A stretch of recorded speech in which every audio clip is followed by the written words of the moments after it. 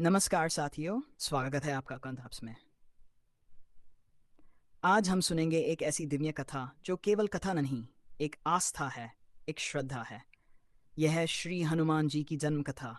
भक्ति संगीत है। त्रेतायुग की बात है।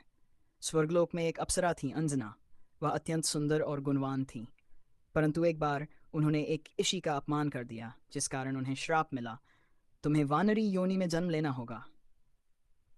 वह वानरी बनकर सुमेरु पर्वत पर रहने लगी, लेकिन उन्होंने हार नहीं मानी। वह तपस्या करने लगीं, भगवान शिव को प्रसन्न करने हेतु। वर्षों की कठिन तपस्या के बाद शिवजी ने उन्हें दर्शन दिए और वरदान दिया, हे देवी, मैं तुम्हारी कोख से पुत्र रूप में अवतरित होऊंगा, जो पराक्रमी, बुद्धिमान और राम भक्त होगा।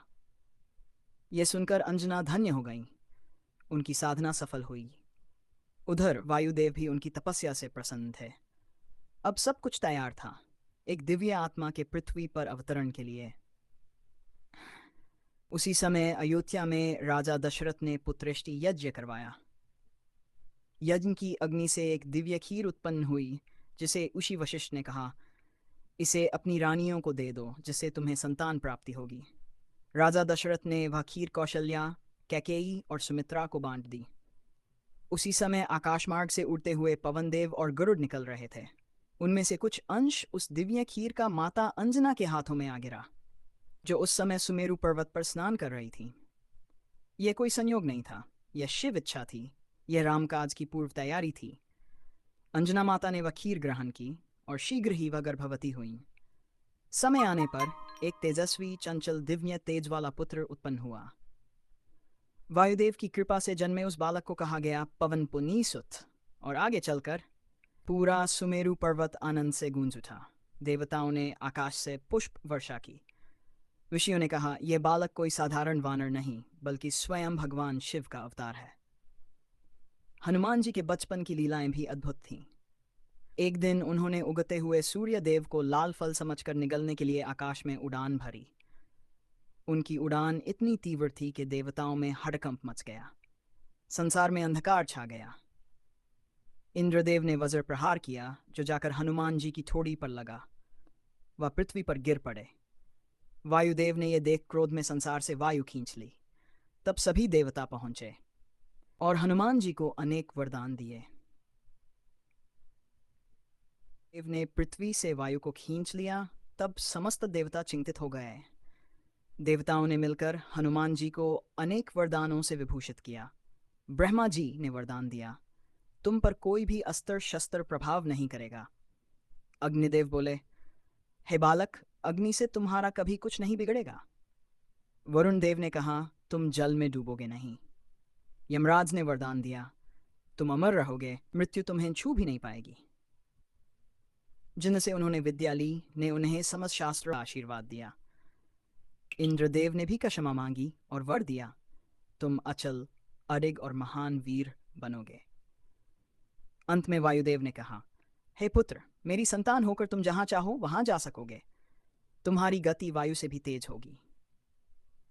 सभी देवताओं के आशीर्वाद से हनुमान जी बने अष्ट सिद्धियों और नवनिधियों के स्वामी।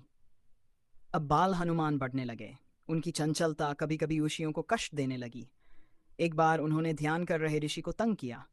उस ऋषि ने क्रोध में कह दिया, हे वानर बालक, तू अपनी शक्ति भूल जाएगा। तब से हनुमान जी अपनी शक्तियों को भूल गए, लेकिन जब समय आएगा वे पुनः जागृत होंगी।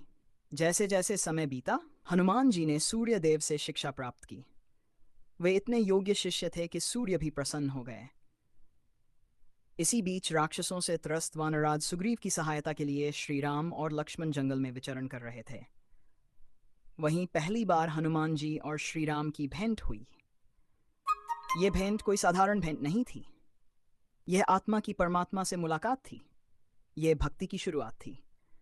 हनुमान जी ने ब्राह्मण वेश में आकर श्री राम से बड़े प्रेम और विनय से बात की। श्री राम ने लक्ष्मण से कहा, भैया, देखो इस वानर को, इसमें इतनी विनम्रता, विद्या और भक्ति है जैसे ये मेरा अपना है। उस दिन से हनुमान जी बन गए श्री राम के सबसे बड़े भक्त, सबसे बड़े सेवक और सबसे बड़े सहयोगी। और वे लंका ले जाई गई थीं। श्री राम बहुत व्याकुल थे। वन वन भटक रहे थे उन्हें ढूंढने। उन्हें वानरराज सुग्रीव से सहयोग मिला। हनुमान जी भी सुग्रीव के दूत थे और अब वे रामकाज में समर्पित हो चुके थे। सुग्रीव ने चारों दिशाओं में खोज के लिए दल भेजे। हनुमान जी दक्षिण दिशा की ओर गए, जहां उन्हें मिले संपती, जो जटायु के भाई थे। संपाति ने बताया, मैंने देखा है, सीता लंका में है, रावण की अशोक वाटिका में बंदी हैं। यह सुनते ही वानर सेना समुद्र तट पर पहुंची, पर समस्या ये थी, लंका दूर थी, समुद्र पार। कोई नहीं जानता था कि कौन जाएगा। तभी जामवंत जी ने हनुमान जी को उनकी शक्ति याद दिलाई। हे पवन पुत्र, तुम ही तो वह दिव्य आत्मा हो जो सूर्य को निगल चुके हो, आकाश में उड़ चुके हो, तुम अपनी शक्ति भूल चुके हो। जैसे ही जामवंत के वचन हनुमान जी ने सुने, उनकी सोई हुई शक्ति जागृत हो गई। उन्होंने एक विशाल आकार धारण किया, गर्जना की, जय श्री राम। फिर उन्होंने समुद्र पार करने के लिए बिना रुके एक ही छलांग में उड़ान भर दी। उन्हें रोकने आई मैनाक पर्वत, सुरसा राक्षसी और सिंधु राक्षसनी, लेकिन सभी को चातुर्य और शक्ति से पराजित कर हनुमान जी लंका पहुंचे।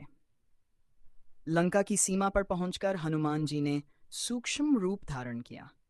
अब वे अदृश्य होकर लंका में प्रवेश कर गए। लंका में वे पहुंचे अशोक वाटिका, जहां सीता माता एक वृक्ष के नीचे बैठी थीं, शोक में डूबी हुई, राम नाम का स्मरण कर रही थीं। हनुमान जी ने एक क्षण के लिए सब देखा, आंखों में आंसू आ गए, पर उन्होंने धैर्य रखा।